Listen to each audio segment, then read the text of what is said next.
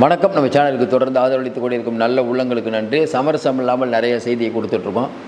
இன்றைக்கி மோடி ஸ்டாலின் சந்திப்பு நம்ம ஏற்கனவே சொன்னோம். மோடி அவர்களும் ஸ்டாலின் அவர்களும் கண்டிப்பாக இன்றைக்கி சந்திக்க போகிறாங்கன்னோ. திமுக உடன்பிறப்புகள் அப்படிலாம் இல்லை. நிதி ஆயோக் கூட்டத்தில் போய் நிதி வாங்க போயிருக்காரு. நாங்கள் அது செய்திகளே தெரியாதவனா அதை நம்பலாம். நிதி ஆயோக் கூட்டத்தில் என்றைக்கு நிதி தராங்க? ஒன்று, நிதி ஆயோக் கூட்டத்தில் எந்த முடிவும் எடுக்கப்படாது அப்படிங்கிறது எல்லாருக்கும் தெரியும். ஒருவேளை செய்தியை பற்றி தெரியாதோ இல்லை நிதி ஆயோக் பற்றி தெரியாத வேணால் இந்த மாதிரியான விமர்சனத்தை சொல்லலாம். நிதி ஆயோக் கூட்டத்துக்கு போனால் நிதி கிடைக்கும்னு. போன வருடம் மம்தா பானர்ஜி அவர்கள் போய் மைக் ஆஃப் பண்ணிட்டாங்கன்னு வெளியில் வந்தாங்க. உங்களுக்கு தெரியும், மாண்டவியா இருக்கும்போது ஜெயலலிதா அம்மா போயிட்டு தனக்கு மரியாதை கொடுக்கல, அவங்களும் கிளம்பி வந்தாங்க.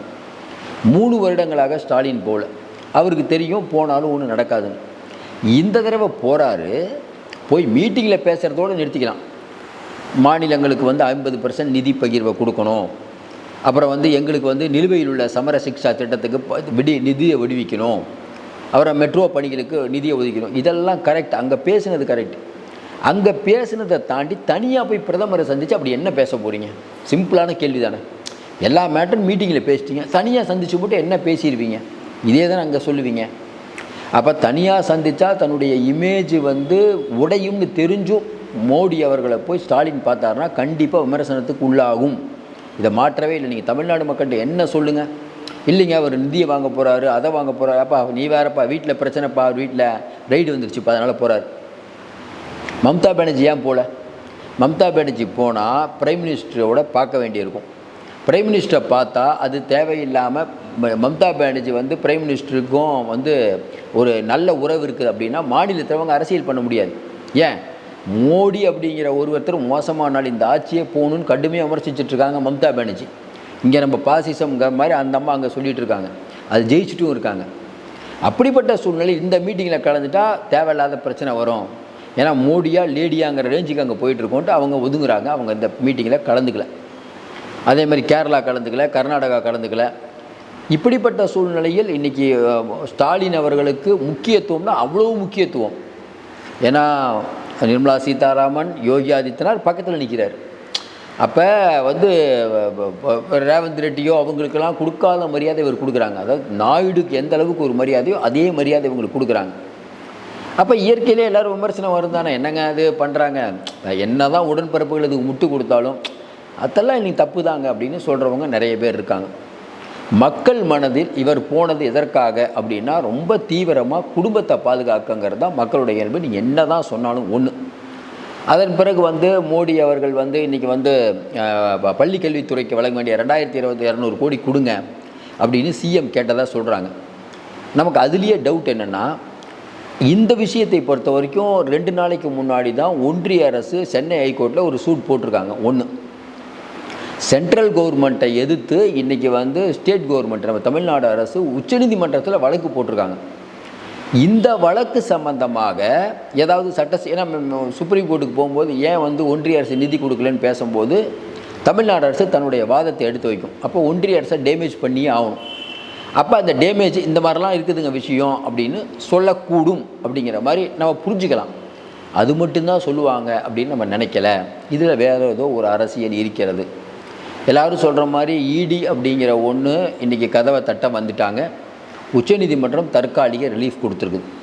இந்த நேரத்தில் மோடி அவர்களை சந்திக்கும் போது கண்டிப்பாக இது விவாதமாகும் அப்படிங்கிறது சின்ன குழந்தைக்கு கூட தெரியும், ஸ்டாலினுக்கு தெரியாமல் இருக்காது. அதையும் மீறி அவர் போகிறாரு அப்படிங்கும்போது அது விமர்சனம் தான் ஒன்று. ரெண்டாவது விஷயம், எல்லோரும் நம்ம கேட்குற மாதிரி நம்ம என்ன கேட்டோம்னா, இந்த நிதி ஆயோக் கூட்டத்தில் முதலமைச்சர் பேசியது எல்லாமே சத்தியம், அதில் மாற்று கருத்தே இல்லை. முதலமைச்சர் சந்திப்பு முடிஞ்சோன்னா 4:30 மணிக்கு உடனே அதே இடத்துல அப்பாயின்மெண்ட் கேட்குறாரு. நாயுடு அப்பாயின்மெண்ட் கேட்கல, ரேவந்த் ரெட்டி அப்பாயின்மெண்ட் கேட்கல, எவ்வளவோ முதலமைச்சர்கள் இருக்காங்க. அவங்கெல்லாம் யோகி ஆதித்யநாத் கூட்டணி கட்சியில் யாரும் பேசலை. நாயுடு தனியாக சந்தித்து அப்பாயின்மெண்ட் கேட்கல. ஸ்டாலின் மட்டும் தனியாக சந்திக்கும் போது கண்டிப்பாக அது விவாதத்தை ஏற்படுத்தும். இது தமிழ்நாடு மக்கள் மத்தியில் இது முதல்ல இப்போ இந்தியாவில் இருக்கக்கூடிய டெல்லி கில்லி எல்லாத்துலேயுமே பார்த்திங்கன்னா ஸ்டாலின் ஒன்றிய அரசை எதிர்த்து பெரிய அளவுக்கு குரல் கொடுக்க போகிறவர். ஒன்று வேணால் இப்போ நேற்று 2 நாளைக்கு முன்னாடி செய்தி என்ன, ஸ்டாலின் வராரு, 1000 ரூபா கொடுத்து இப்போ பொதுமக்களெல்லாம் கூப்பிட்டு வராங்க டெல்லியில். ஏன்னா ஸ்டாலின் உடைய புகழ் டெல்லியிலையும் பரவிடுச்சு. அவ்வளோ மக்கள் ஆர்வமாக இருக்காங்கன்னு பண்ணுறாங்க. இங்கே பண்ணுற மாதிரி அங்கேயும் பண்ணுறாங்க. காசு இருக்குது பண்ணுறாங்க. ஆனால் ஸ்டாலின் அவர்கள் அப்படிங்கிற ஒரு பெரிய பிம்பம் உடைஞ்சிட்டு தான் நம்ம நினைக்கிறோம். இது நல்லதாக கேட்டதானா கேட்டது. ஸ்டாலின் அவர்களுக்கு தெரிஞ்சே இந்த தப்பு பண்ணுறாரு அப்படிங்கும்போது அவருக்கு ஏதோ ஒரு அஜெண்டா இருக்குதுன்னு நம்ம புரிஞ்சுக்க முடியும். என்ன சொல்லியிருப்பாங்க, 3 வருஷமாக போல இப்போ போயிருங்க, ஏன் இடி ரொம்ப அடின்னு அடிக்குது, நாளைக்கு ஏதாவது ஒன்றா நம்ம போக வேண்டியிருக்கும். அப்போ 22 எம்பி நம்மகிட்ட இருக்காங்க. மோடி அந்த அளவுக்கு நம்மளை விட்டுற மாட்டார். என்ன ஒரு கும்பிடு போடுங்க, ஏதோ ஒன்று பேசுங்க, அவ்வளோதான். ஒரு நல்லுறவு இருக்கிற மாதிரி காட்டிக்கோங்க. அதாவது இன்றைக்கி அமித்ஷா வரார். அமித்ஷாவும் அங்கே நிதி ஆயோக் கூட்டத்தில் இருக்கார். இந்த மீட்டிங் முடிஞ்சதுக்கப்புறம் ஸ்டாலின் என்ன சொன்னார்னு அமித்ஷாட்ட மோடி சொல்லாமையே இருப்பார். ஏதோ ஒன்று சொல்லுவார்ல, இல்லைங்க அவர் பேசுகிறாரு என்கிட்ட, என்னப்பா சொல்ல நினைக்கலாம், ஒன்றா அடிக்கலாமா இல்லை அமைதியாக இருக்கலாமா, ஏதோ ஒரு டிஸ்கஷன் நடக்கும்ல சார். ஒரு பாலை போட்டு பார்க்குறது சார், நம்மள ஒருத்தர் அடிக்க வர்றாரு, ஒரு பாலை போட்டு பார்ப்போம், ஒர்க் அவுட் ஆச்சுன்னா பார்ப்போம், ஒர்க் அவுட் ஆகலைன்னா எப்படி எதுக்குன்னு முடிவு பண்ணி எழுத்துட்ருக்கோம். உச்சநீதிமன்றத்துலையும் உயர்நீதிமன்றத்துலையும் கடைசியாக ஒரு சமாதான கூடிய பறக்கூடுவோம். பறந்துச்சுன்னா நல்லது அப்படின்னு ஏன் சிஎம் நினைக்கக்கூடாது, ஏன் திமுக நினைக்கக்கூடாது?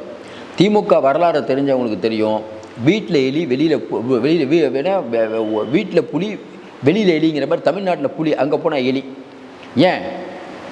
அதாவது இவங்க சொல்கிறதுக்கும் செய்கிறதுக்கு சம்மந்தமே இருக்காது. எடப்பாடி பழனிசாமி போய் மோடியை பார்த்துட்டு நான் காவேரியை பற்றி பேசினேன், கோதாவரியை பேசினும் போது அப்பயும் நம்ம விமர்சித்தோம். ஏங்க காவேரி கோதாமியை பார்க்குறதுக்காக டெல்லி போய் இவ்வளோ அவசரமாக போனீங்கன்னு அப்போ விமர்சித்தோமா எடப்பாடியை?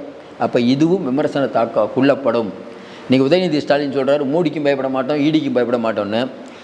சிரிப்பாகுது இதெல்லாம் கேட்கும்போது. உண்மையிலேயே இந்த டைலாக் பேசலாம், ஆனால் மக்கள் நல்லா தெரியும் நீங்கள் எந்த பாடி லாங்குவேஜில் பேசுகிறீங்க, நீங்கள் ஏன் வெளியில் நிகழ்ச்சியில் கலந்துக்கல. உங்கள் கூட இருக்கவங்களெல்லாம் இன்றைக்கி ஈடி வளைச்ச உடனே எல்லோரும் தெரித்து ஓடி போய் லண்டன் கிண்டன்னு ஓடி போயிட்டாங்க.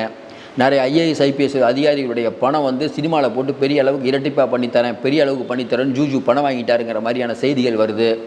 உங்கள் கூடையே இருக்காங்க அவங்கெல்லாம். அவங்களுக்கும் ஆட்சிக்கும் சம்மந்தமே இல்லைன்னு சில உடன்பிறப்புகளும் நிலைய வித்துவான்களும் பேசுகிறாங்க.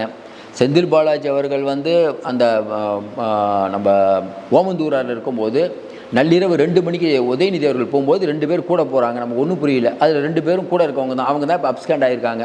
2 மணிக்கு ஒரு துணை முதல்வர் இருக்காங்கன்னா அவங்களுடைய பவரை நம்ம எண்ணி பார்க்க வேண்டாமா? இதெல்லாம் என்ன சொல்கிறதுன்னு தெரியல. அதாவது என்னென்னாங்க, திமுகவை கண்மூடி ஆதரிக்கிறாங்க பாரு, தான் வருத்தமாகுது. நியாயம் தர்மம் ஏதாவது பேசுகிறீங்களா? போன வருஷம் ஏங்க போகலன்னா அது போன வருஷம், இந்த வருஷம் நாங்கள் நிதி கேட்க போகிறோங்கிறது என்ன லாஜிக்கு நமக்கு புரியல. மோடி மாறிட்டாரா? மோடி மனசு மாறிடுச்சா? நம்ம ஒன்றும் புரியல. அப்போ மோடி பாசிசம் இல்லையா? போன தடவை நிதி கொடுக்காதவர் இந்த வருஷம் மட்டும் எப்படிங்க நிதி கொடுப்பாரு? கான்செப்ட் ஏதாவது சரியாக வருதா? அதாவது மாமியார் அடித்தா மண் சட்டிங்கிற மாதிரி அது எடப்பாடி போனால் காலில் விழுவ போகிறாரு. அப்போ நீங்கள் போகிறது எதுக்குங்கிற கேள்வி வருமா இல்லையா? தமிழ்நாடு மக்கள் பார்த்துட்டு தான் இருக்காங்க.